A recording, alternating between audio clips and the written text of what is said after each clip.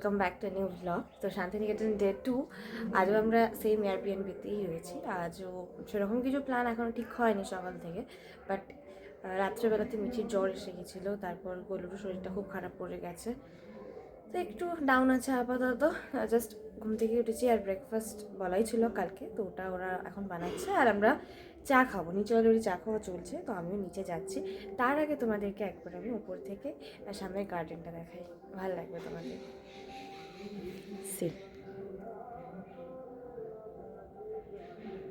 Actually পুরো কুয়াশা হয়ে রয়েছে, পুরোটাই কুয়াশা হয়ে রয়েছে। যাচ্ছে আমি যতই দেখাই না কেন ঠিক বোঝা যাচ্ছে না, অন্ধকার মানে একটা ধোঁয়াশা ধোঁয়াশা, তো এই আর কি। আর এই হচ্ছে সামনের রাস্তাটা, আমরা আমরা এই দিক থেকে এসেছি। পাশেও একটা এয়ারবিএনবি টাইপস, এবং প্রত্যেকটা জায়গাতে কিন্তু এরকম এয়ারবিএনবি রয়েছে।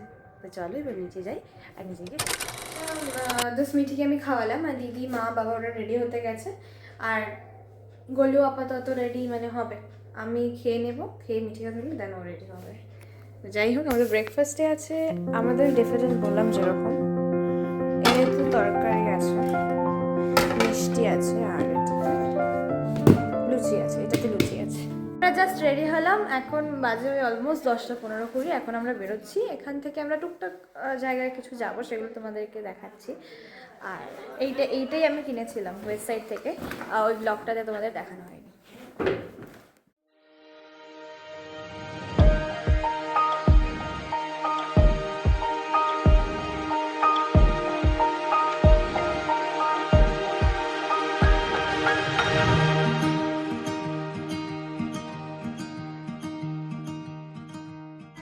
হচ্ছে কঙ্কালীতলাতে, আর এই যে সবাই রয়েছে এখানে। কঙ্কালীতলাতে এর আগেও বেশ কয়েকবার এসেছি, কারণ একবার তো তারাপীঠের যে ব্লগটা পোস্ট করেছিলাম সেই সময় তো এসেছিলাম, এছাড়া আরও একবার মনে হয় আমি এসেছিলাম। তো জাস্ট এলাম এখানে, এসে পুজোর জিনিসপত্রগুলো নেব, অ্যান্ড দেন পুজো দেবো, দেন যাবো। আর এই যে আমাদের নিচ্ছি এখানে। এইবারে আসার আরও মেন কারণ ছিল দিদা আসেনি কখনো, আম্মা একবার এসেছিলো যখন আমরা তারাপীঠে এসেছিলাম, বা তার আগে এসেছিল, তো দ্যাটস ওয়াই, আর ওই জন্য এখানে আসা হয়ে গেছে। আর এবারে আমরা জাস্ট কিছু জিনিসপত্র কিনবো আর কি, তো সেটাই এখানে ওই জন্যই রয়েছে আর কি। আর মিঠিদেরকে ওইখানে বসিয়ে দিয়ে এসছি। আর এই যে আমাদের কেনাকাটি মোটামুটি ডান, এখান থেকে একটা কুর্তি নিলাম এমনি। পুজো দেওয়া শেষ, এবার একটুখানি টুকটাক খাবার দাবার দিকে যাই আমরা। কঙ্কালীতলাতে পুজো দেওয়া হয়ে গেল, দিয়ে বেরিয়ে এখান থেকে টকের রস খেলাম। আর দুই বন্ধুর আঁকা স্টাইলটা একটুখানি তোমরা দেখো, কোথায় খেলছে রে একটু জামাই নিয়ে গেল।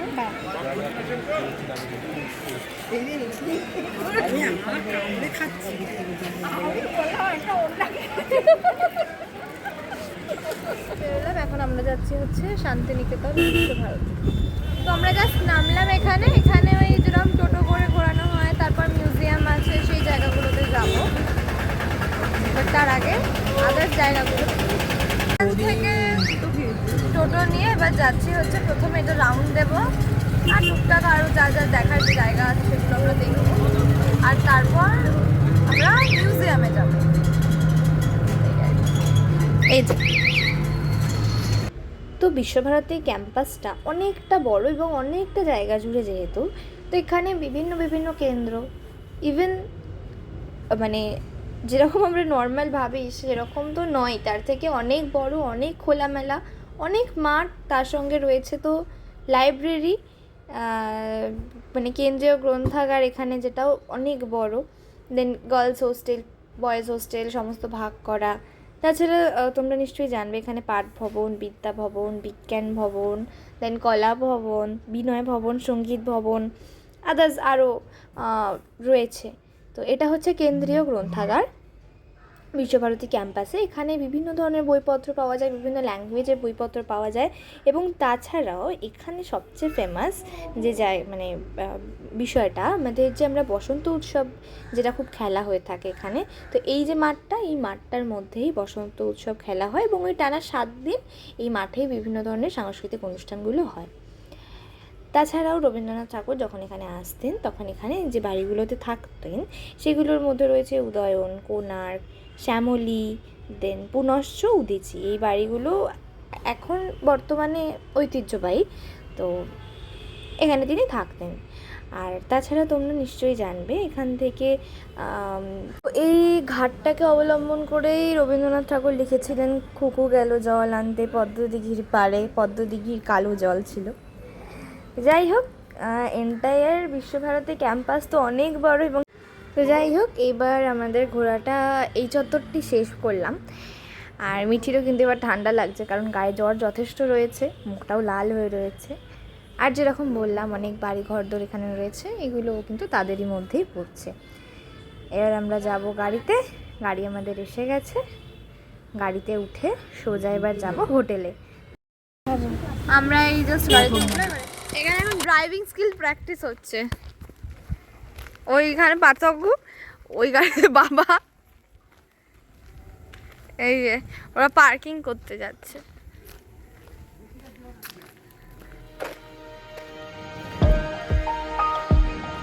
এই যে এখন এইখানে গাড়ি পার্কিং করবে হচ্ছে বাবা আর পার্থ কাকু। তো বাবার গাড়ি নিয়ে ফার্স্টে আসবে, আর এই যে আমার ছোট মিটি, হাই টাটা, আমার টাটা করে দেবে, টাটা টাটা টাটা টাটা। ওই যে প্রিপারেশন হচ্ছে আসার এখানে।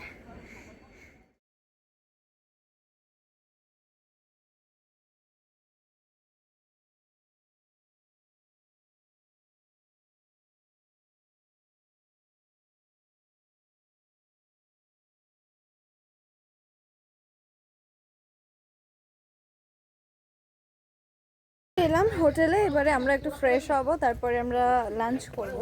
বাট এই ট্রিপে আমি সানগ্লাস আনতে ভুলে গেছি, আমার নয় অনেকের। গোলু নিজেরটা মনে করে এনেছে, আমাদেরটা মনে করার প্রয়োজন বোধ করলো না।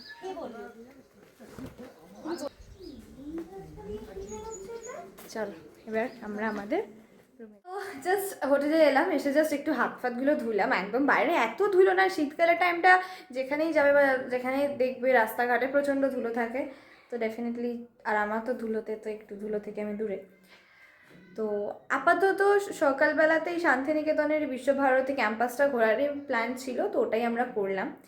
তবে আমার মনে হয় এই যে ট্যুরটা আমি দিলাম, এখানে তো আমি সমস্তটা অতটা ব্রিফলি এক্সপ্লেন করেছি হয়তো কিছুটা, কিন্তু আমার মনে হয় নিজে থেকে নিজের চোখে দেখা, সেইগুলো ওনাদের মুখ থেকে ডিরেক্টলি শোনা কখনো কখনো বেস্ট হয়। ডেফিনেটলি আমি ঘুরতে যাচ্ছি, আমি শেয়ার করবই প্রত্যেকটা জায়গার ছবি, বাট ওনাদের মতন সত্যি মানে ওনারা যেভাবে বলেন সেটা খুব ইজিলি বোঝা যায়। তবে সমস্ত কিছু ব্লগে দেখানো ঠিক নয়, ডেফিনেটলি জায়গাগুলোতে আসতে হবে। অ্যাটলিস্ট যারা কলকাতায় থাকি আমরা, তাই তো ডেফিনেটলি, এটা তো খুব বেশি দূর নয় ডেফিনেটলি শান্তিনিকেতন, তো আসাই যায়, খুব ভালো লাগবে। আর আর যদি এরকম একটা এয়ারবিএনবি হয়ে যায় আরও ভালো লাগবে। এখন আমাদের আর কোনো কাজ নেই, লাঞ্চ করব। লাঞ্চে ওনারাই বানিয়ে রেখে গেছেন।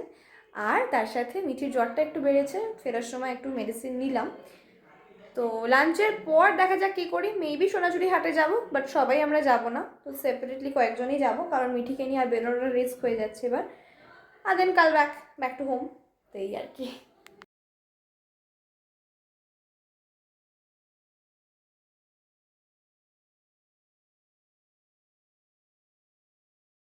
সবাই আমার বাবার অলপুরের চাদর। তুমি কি ওখানে আছো না?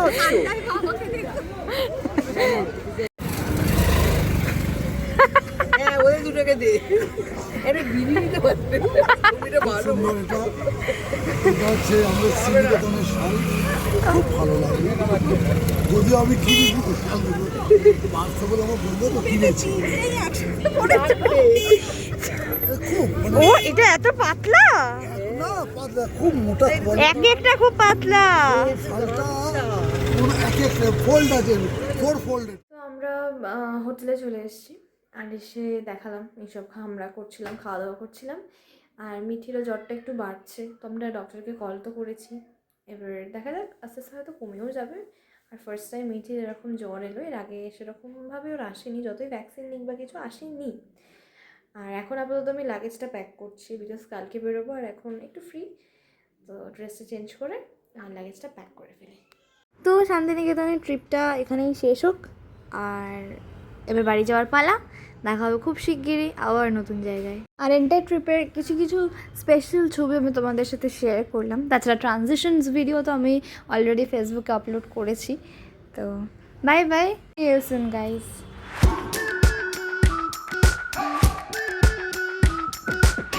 We've been waiting for so long.